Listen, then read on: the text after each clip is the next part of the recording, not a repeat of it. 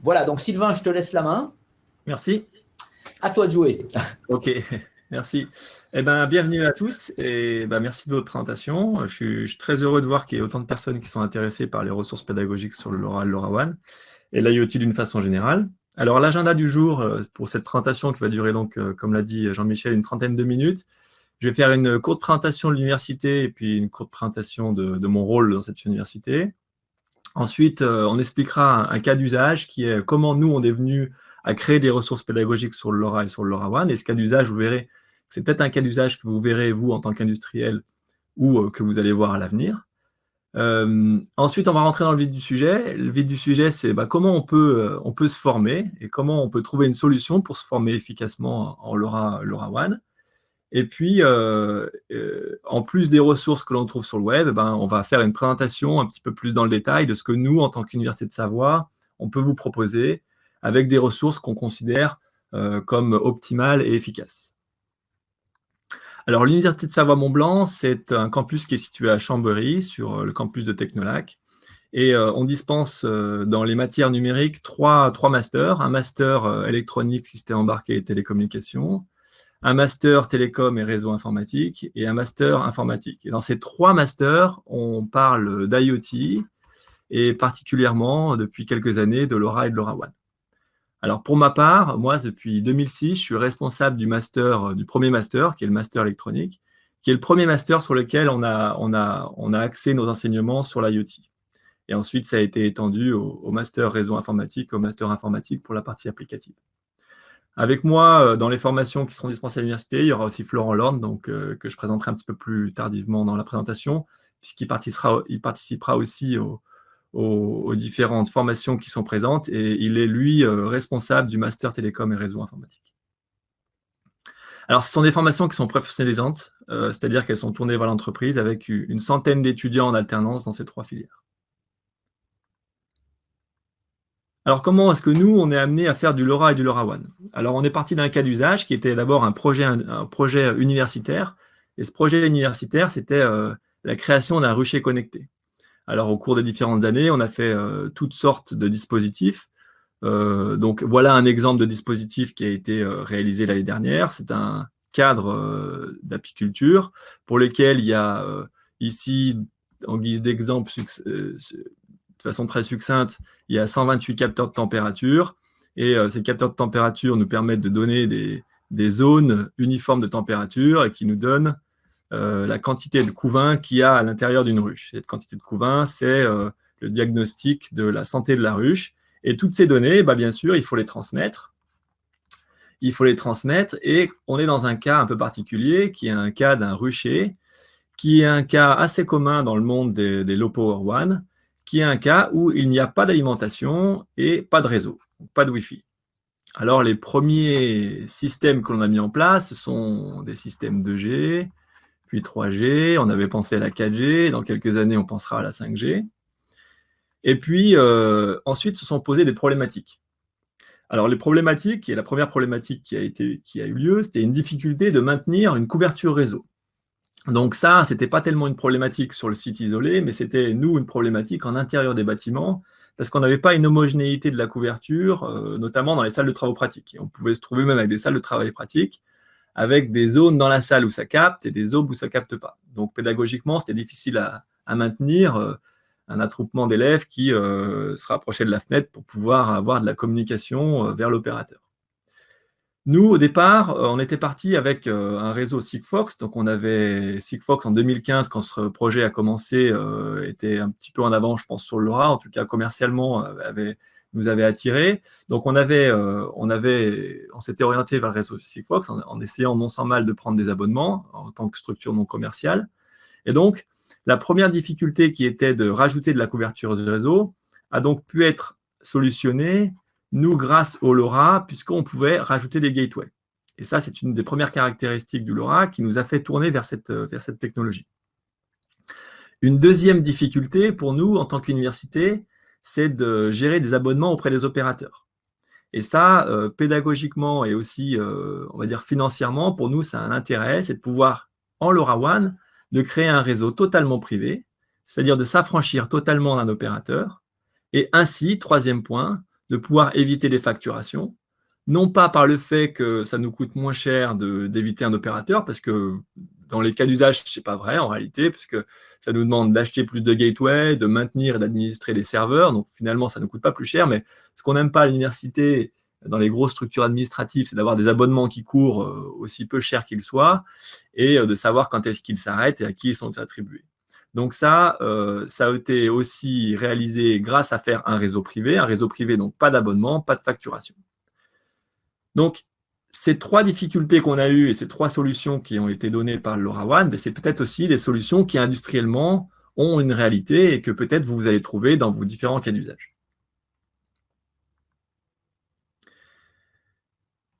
Alors, le LoRaWAN, ensuite, pourquoi est-ce qu'on s'est tourné dessus? Il y avait les trois difficultés qu'on a vues précédemment, mais il faut aussi que ça ait un intérêt pédagogique. Alors, quand on travaille avec un opérateur, ce qui est possible avec le LoRaWAN, bien évidemment, et ce qui était le cas avec Sigfox à l'origine quand on allait l'utiliser en premier lieu, eh bien, nous, en tant que filière électronique, on s'intéressait principalement aux devices LoRa. Malheureusement, quand on travaille exclusivement avec un opérateur, on ne travaille pas avec des gateways, on ne fait pas de mise en œuvre de network server ni d'application server. Ça veut dire qu'on ne fait pas d'installation, pas d'administration, pas de maintenance de serveurs. Et ça, pour les filières qui sont en télécom et réseau, c'est plutôt sur cette partie-là que leur travail va avoir un fort intérêt. Et donc, on était ici principalement en tant qu'utilisateur d'un réseau, mais pas en tant que concepteur d'un réseau. Donc, finalement, nous, la structure d'un réseau opéré, donc que ce soit dans un réseau de téléphonie classique 2G, 3G, 4G, ou avec un abonnement, que ce soit LoRaWAN ou Sigfox, pour nous, ça ne nous intéresse pas vraiment. Et l'intérêt principalement de la pédagogie, mais aussi des cas d'usage du LoRaWAN, c'est qu'il y a la possibilité maintenant de s'orienter vers des réseaux qui sont complètement privés, où cette fois-ci, vous pouvez résoudre les problèmes de couverture avec les gateways, vous pouvez pédagogiquement créer des devices ou commercialement créer des devices, et ensuite, vous pouvez avoir une gestion et une administration de l'ensemble de vos serveurs pour pouvoir avoir une structure qui vous appartienne complètement. Donc, mettre des gateways, il en existe maintenant des centaines sur le marché. Des network application servers, il en existe des qui sont présents et open source. Alors, j'ai cité ici deux qui sont peut-être les plus connus, Chirpstack et TheThingStack. Et donc, cette mise en place, c'est une mise en place qui, certes, demande un certain nombre de compétences, mais qui, pour nous, pédagogiquement, ont un intérêt et industriellement, ont aussi certainement un intérêt. Et puis, sans aller dans un extrême qui est un réseau opérateur ou l'autre extrême qui est le réseau totalement privé, on peut mettre le curseur un petit peu entre les deux. Et mettre le curseur entre les deux, ça veut dire que vous pouvez gérer le problème de couverture en ayant vos propres gateways qui sont gérés en privé. Bien sûr, commercialement et nous, pédagogiquement, avoir nos propres devices et créer nos propres devices. Et puis, si jamais c'est une compétence que vous n'avez pas en interne ou c'est une compétence que pédagogiquement, nous, on ne veut pas développer, vous pouvez laisser à un prestataire la gestion du serveur. Et ça peut être fait avec différents prestataires. Alors, il y en a plusieurs dizaines. J'en ai mis 3 ici, mais il y en a vraiment plusieurs dizaines. Il ne faut pas se cantonner aux 3 que j'ai mis là. Par exemple, TheThink Network, Lurio ou Actility. Alors, à chaque fois, si vous voulez faire une preuve de concept, vous, en tant qu'entreprise, ce sont des réseaux qui sont intéressants parce qu'à chaque fois, vous avez un ticket d'entrée qui souvent est gratuit avec des ressources limitées, qui est limité à quelques devices ou alors sans garantie de fonctionnement. Ou pour ce qui est, par exemple, de TheThink Network, vous n'avez pas de limite, vous n'avez pas de ressources limitées. Par contre, vous avez une contrepartie qui est la mise en commun de votre réseau, c'est-à-dire le libre accès des gateways pour les devices qui, éventuellement, ne vous appartiendraient pas. Alors, tout ça, toutes ces technologies, elles ont donc un fort intérêt, c'est sûr, industriellement et pédagogiquement, mais encore faut-il savoir comment est-ce qu'on va faire pour se former. Donc, pour se former, finalement, vous allez faire, et j'ai fait exactement comme tout le monde, c'est-à-dire que vous allez voir votre moteur de recherche préféré, et puis vous allez chercher les ressources sur le LoRa et sur le LoRaWAN. Alors, on en trouve des centaines de milieux à l'heure actuelle, puisque ce sont des systèmes des technologies qui commencent à être très développées. Et ici, j'ai fait un petit tri des ressources qui sont, on va dire, vraiment très intéressantes et que je vous invite à aller voir. Alors, pour les lister rapidement, d'abord, il faut bien sûr se référencer sur le portail de Semtech, où il y a un nombre de ressources très importantes. Donc, c'est un blog qui regroupe une cinquantaine de papiers sur les best practices, les informations sur le LoRa Cloud, les résumés avec des papiers sur Understanding LoRa and LoRaWAN, des reference kits, vous avez du matériel qui est mis à disposition. Ensuite, pour ceux qui préfèrent les vidéos, il y a 2 YouTubers qui sont très intéressants sur cette technologie-là, avec de nombreuses ressources, Mobilefish et Andrea Space, qui sont très connus. Si vous voulez rentrer un petit peu plus dans le dur, alors là, pédagogiquement, on va dire que c'est un peu dégradé, mais au moins vous êtes sûr d'avoir la réalité des choses et la véracité des choses si vous voulez vous plonger dans les spécifications avec le site de la LoRa Alliance. Vous avez les datasheets de composants, alors plus explicitement, on va dire les application notes de composants, où vous trouvez de nombreuses informations très intéressantes et parfois très détaillées.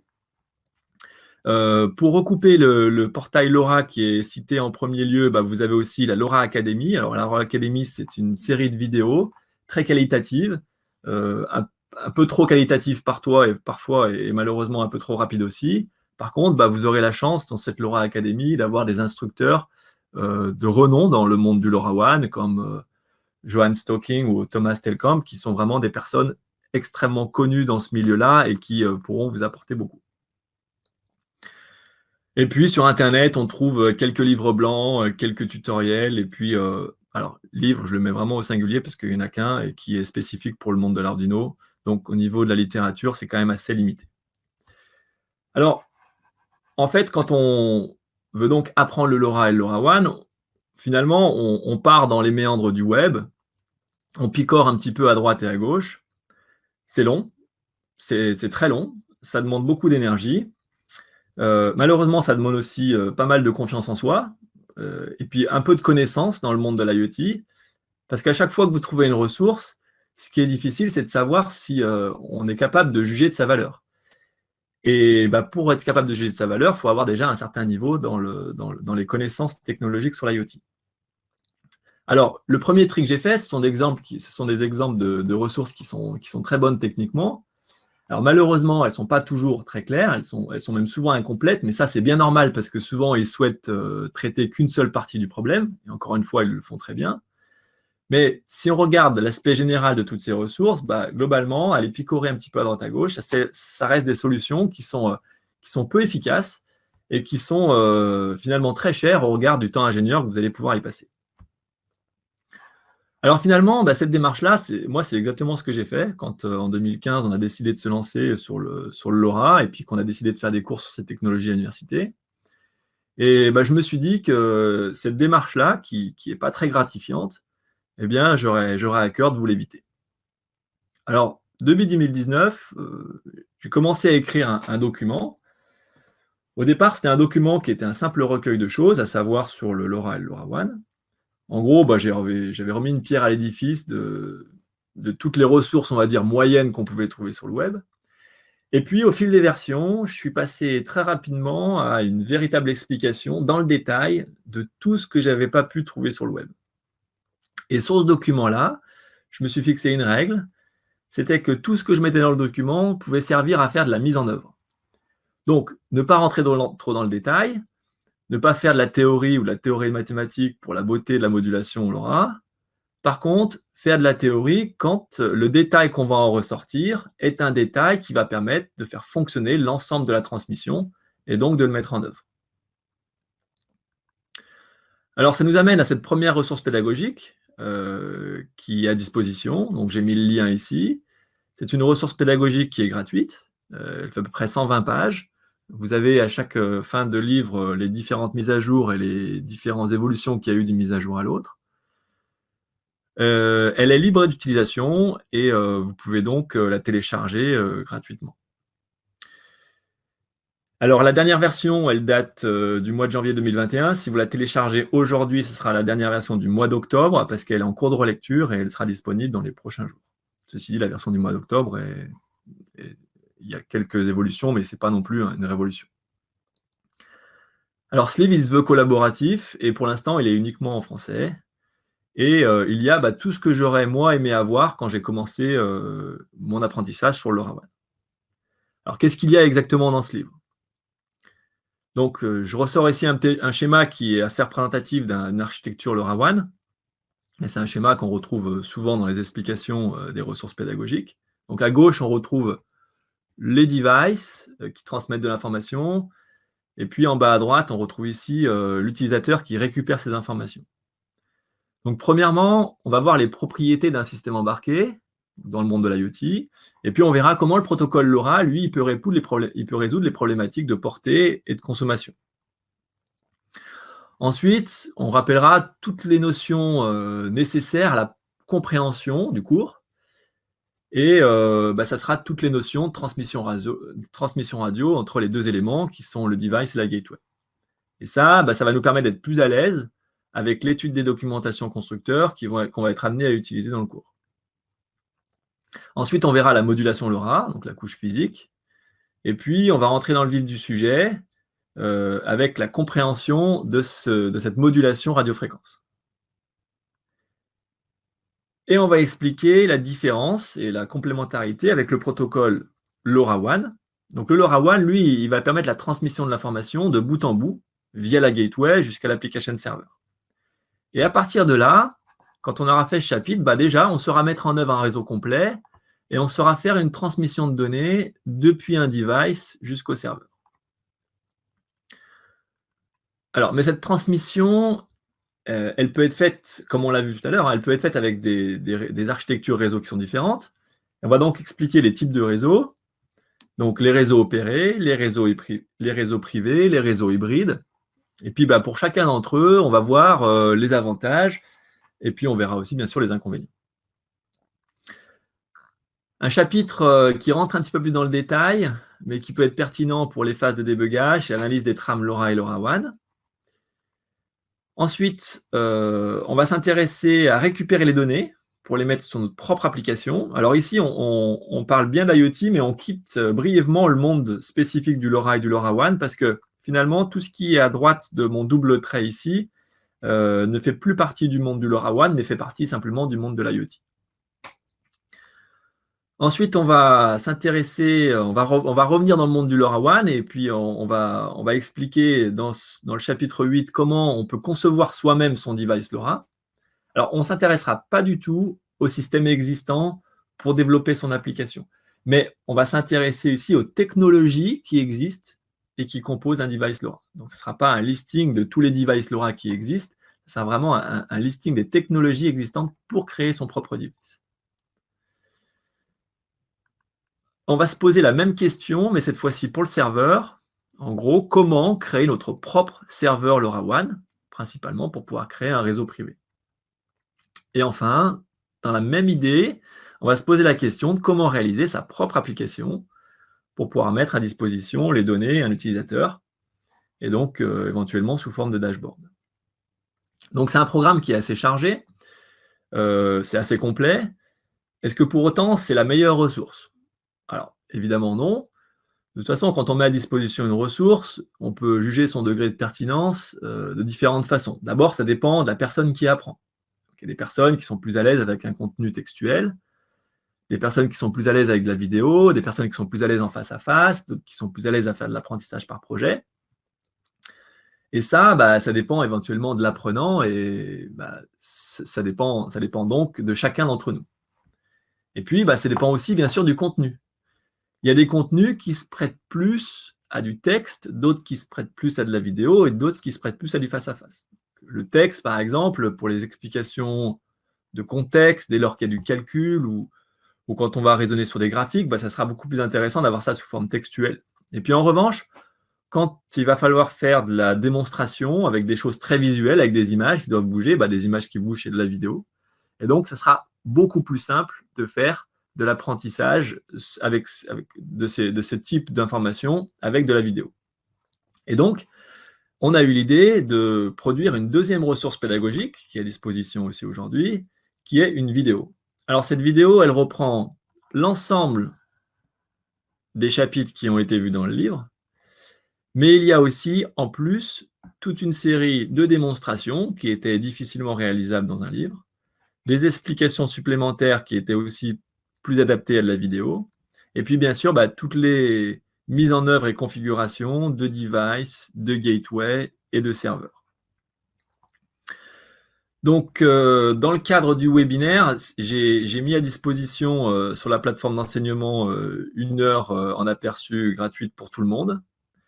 Elle est de toute façon gratuite dans un cadre pédagogique. Donc là, pour les personnes qui seraient intéressées à l'utiliser dans un cadre pédagogique, donc je ne sais pas s'il y a des enseignants qui sont connectés, vous pouvez me contacter sans contrepartie, je vous laisserai l'accès à cette ressource.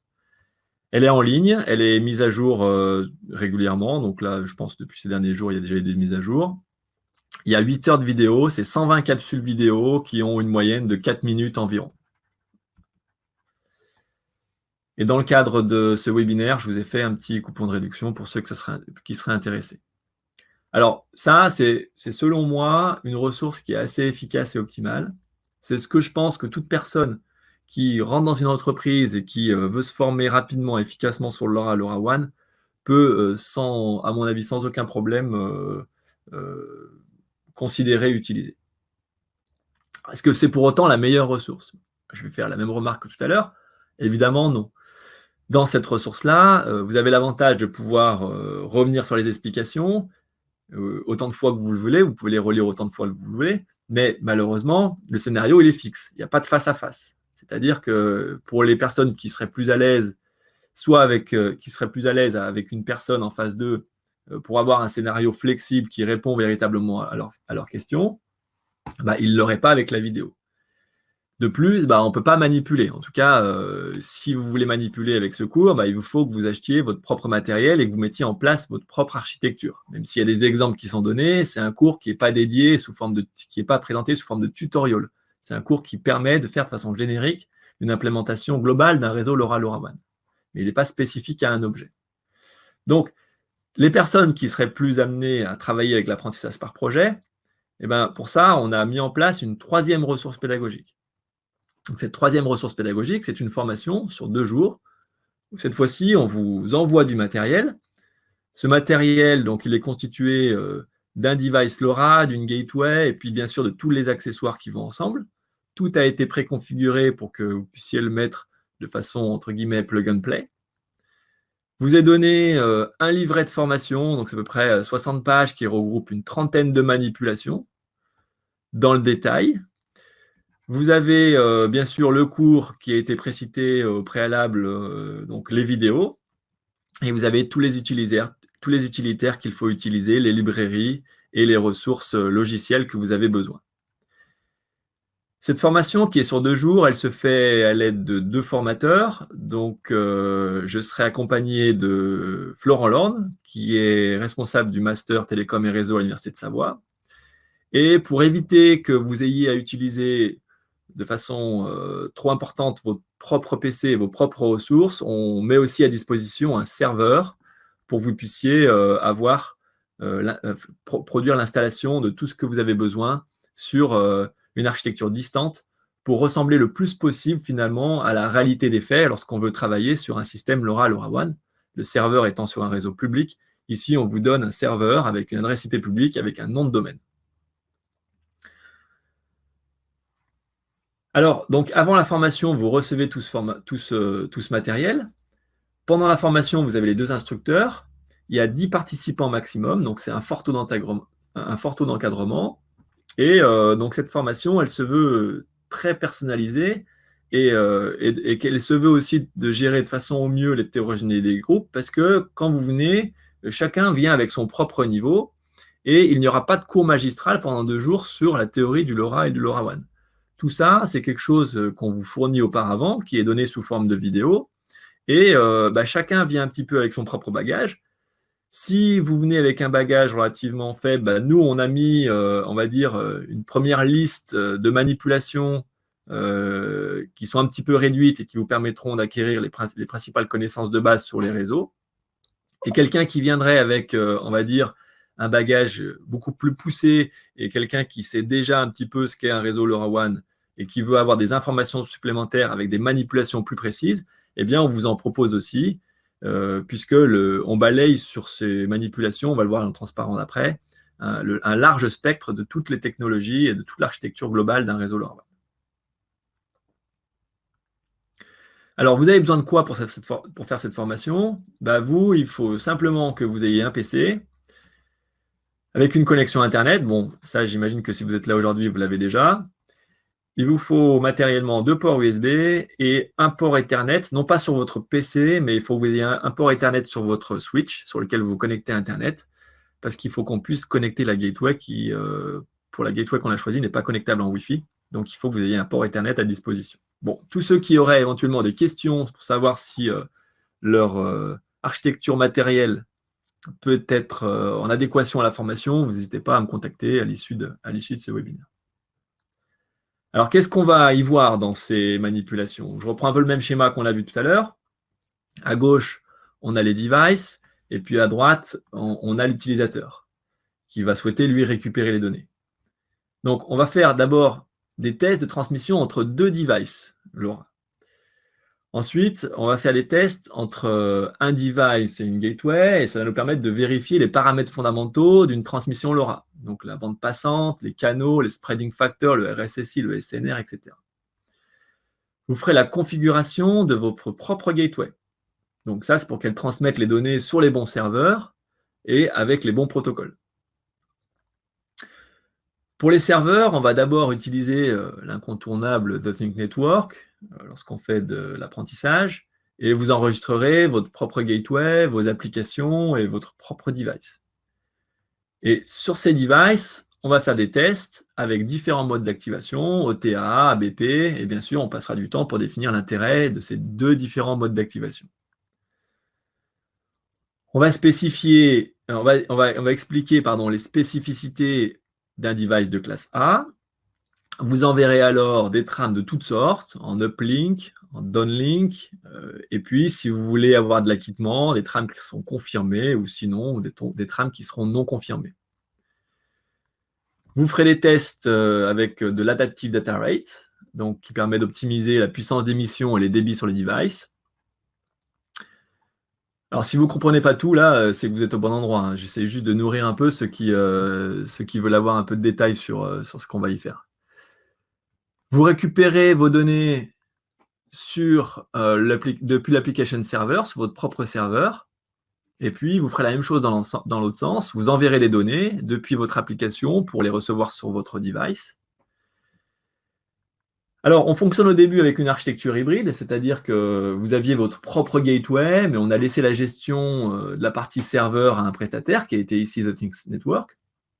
Mais pendant la formation, vous allez aussi créer votre propre réseau privé, donc avec votre propre network serveur. Donc, nous, on a choisi d'utiliser ChirkStack ou The Think Stack, et The Think Stack pour ceux qui auraient le temps d'installer les deux, qui souhaiteraient installer les deux.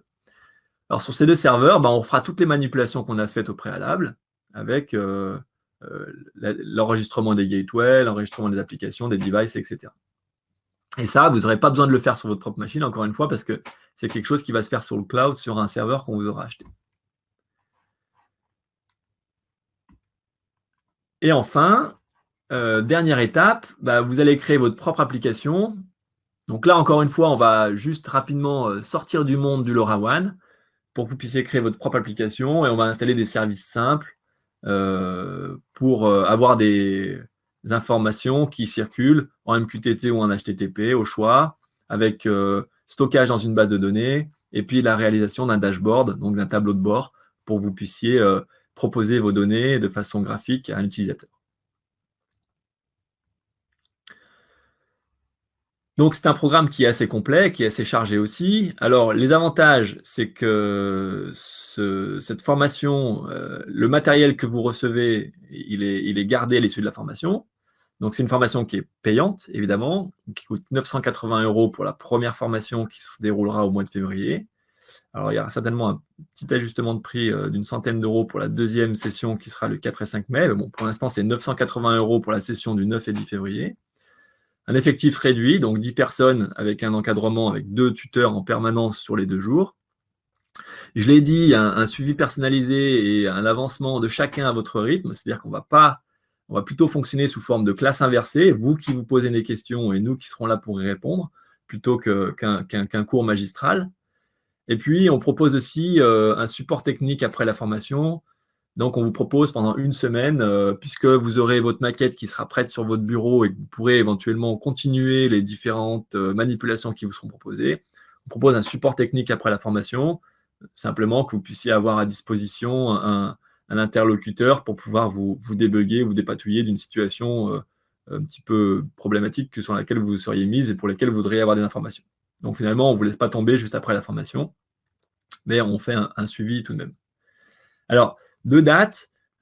Première date, 9 et 10 février qui arrive. Alors, ça paraît être dans un mois, mais en fait, les délais sont assez courts parce que dans une dizaine de jours, on va bloquer les inscriptions puisque il faut envoyer le matériel.